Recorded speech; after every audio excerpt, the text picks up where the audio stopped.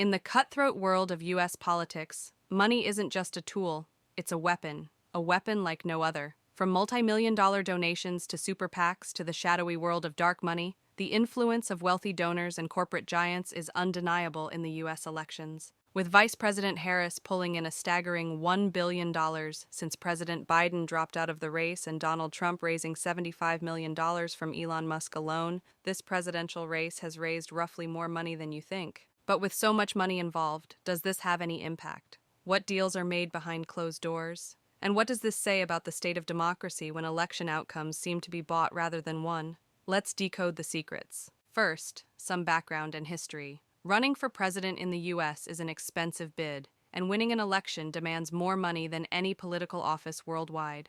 In the last election, Donald Trump and Joe Biden shattered records, pouring billions into their campaigns. In 2024, the financial arms race shows no signs of slowing down. The colossal donations aren't just the result of grassroots efforts. They're also fueled by the super-rich and corporate giants like Elon Musk. This underscores the immense financial power needed to compete nationally. But this is not a recent phenomenon. In the 1896 election, Mark Hanna, the campaign strategist for William McKinley, memorably said that two things are important in politics. The first is money, and I can't remember the second one. In the early 1900s, corporations began to play a more prominent role in U.S. politics, but their influence was relatively limited compared to today. The mid-20th century saw increasing corporate involvement in politics, driven by the growing importance of corporate interests in the economy. While claiming that big money controls the U.S. government might sound like a conspiracy theory, the reality is more overt than ever. The political landscape has normalized the use of massive financial contributions to sway electoral outcomes. For example, tech moguls, venture capitalists, and other elites have been writing near million-dollar checks to Harris's joint fundraising committee, the Harris Victory Fund,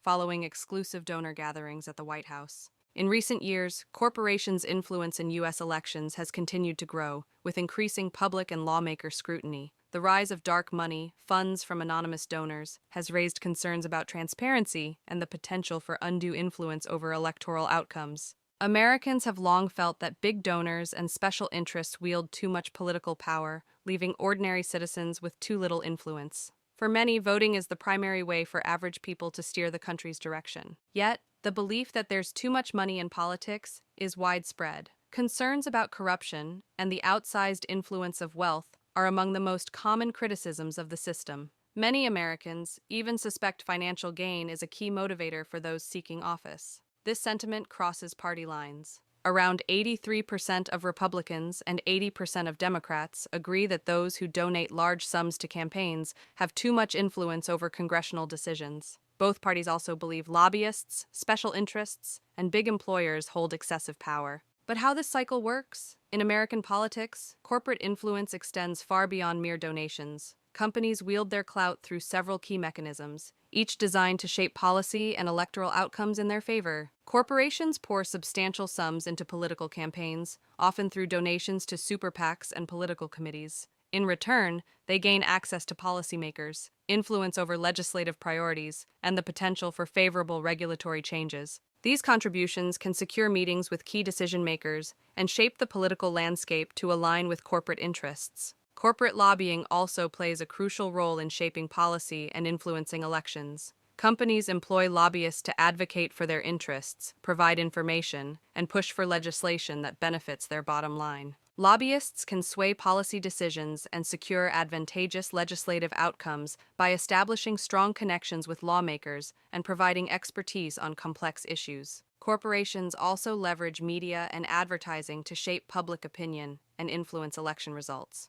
Through strategic ad campaigns, sponsored content, and media partnerships, they can frame issues in ways that favor their interests and impact voter perceptions. Manipulating media narratives helps steer public discourse and can ultimately affect electoral outcomes, ensuring that corporate agendas are supported by the electorate. So, what's at stake for those donating millions? As polling day draws near, U.S. corporate executives are discussing the election much more often on earnings calls than the last time. For months, polling data showed a neck-and-neck race, but recently, Trump has pulled ahead of Harris.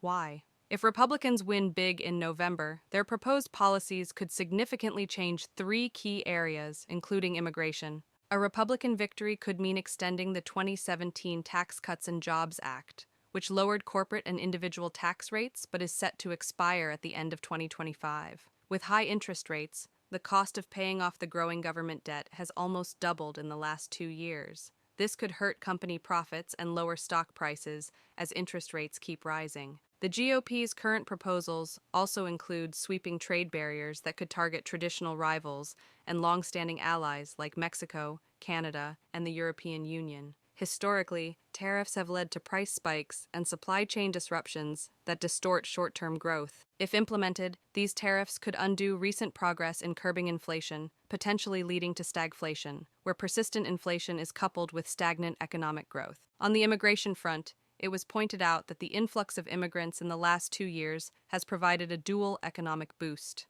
accelerating population growth and bolstering the labor supply. This influx has supported GDP growth, stabilized housing prices, and lowered wage costs, all of which have contributed to reducing inflation. However, as proposed by some GOP members, drastic border policies could slow the growth of the working-age population, potentially hampering the economy and reigniting wage-driven inflation. Donald Trump plans to hike tariffs and curb immigration, which economists call inflationary policies. This could lead the Fed to hike rates again, potentially strengthening the U.S. dollar eventually. A November red wave, in which Republicans take control of the White House and both chambers of Congress, could lead to significant policy shifts that directly impact the credit profiles of U.S. companies. While some sectors may be more vulnerable than others, none will be completely shielded from the effects of federal control over crucial areas like corporate tax rates and antitrust policies. But who's supporting whom in 2024? Donald Trump's campaign draws significant support from some of the country's wealthiest individuals and major business leaders. With a mix of billionaire donors, corporate backing,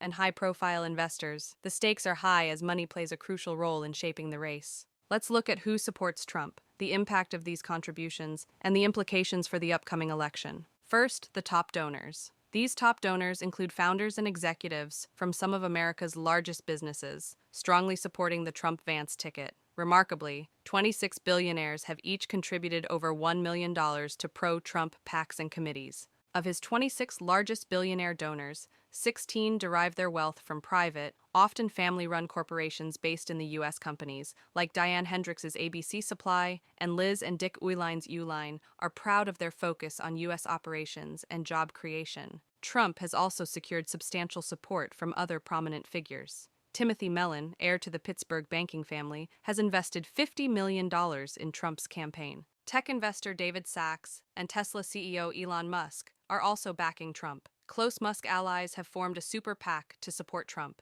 expected to pump millions into his re-election bid. But, with so much influence, you may ask, were donors behind Biden dropping out? In the wake of President Joe Biden's disastrous performance in the June 27 presidential debate against Donald Trump, a frenzy of panic erupted among Democratic Party donors. The debate left many questioning Biden's viability for the November election, prompting some wealthy contributors to halt their support. Among the concerned donors is Abigail Disney, heiress to the Disney fortune, who told CNBC, "If Biden does not step down, the Democrats will lose." Mariah Fund President Gideon Stein echoed this sentiment, declaring that, unless Biden is removed from the race, my family and I are pausing on more than $3 million in planned donations. And guess what? Biden dropped out of the race, supporting Vice President Harris. Soon after, a tidal wave of small-dollar donations surged into the Harris campaign. Over the last 11 days of July, more than 1.5 million new donors contributed to Harris, according to estimates from a New York Times analysis of Federal Election Commission data.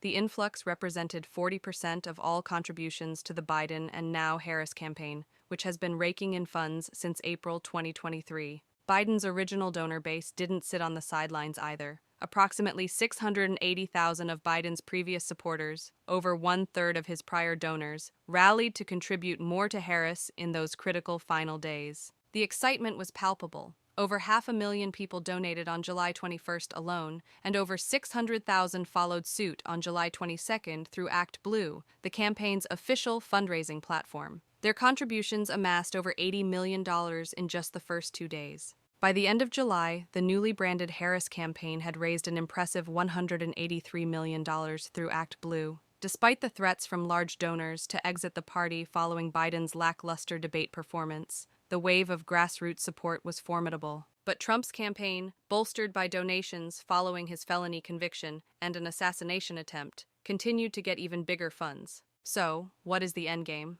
A Pew Research Center poll reveals that 70% of U.S. adults support limiting the amount individuals or organizations can donate to political campaigns. According to the independent, nonpartisan think tank, many respondents also feel those who contribute money to campaigns wield too much influence over congressional decisions. And they're completely justified. With such enormous sums of money sloshing around in campaign finance and political influence, you can't help but wonder what could be achieved if these funds were redirected. Imagine investing in the crumbling state of U.S. education and housing, or overhauling a healthcare system in dire need of reform. However, spending money on the average American would mean less available to ensure the continued dominance of the elite and the perpetuation of a system that benefits them above all else. What do you think? Let me know in the comments, and don't forget to subscribe.